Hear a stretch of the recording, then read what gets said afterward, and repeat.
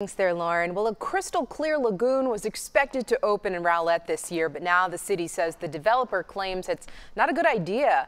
The 8-acre Crystal Lagoon was one of the special features in a billion-dollar Bayside project that gained national attention. This week, the developer's Bayside land partners presented some changes to Rowlett City Council. So in a statement, the city says the developers think the artificial lagoon just doesn't make sense in a predominantly office destination. They say we're also scrapping a 1-acre fountain and potential trolleys. And last but not least, the revised plans also include a proposed build-out of 15 years.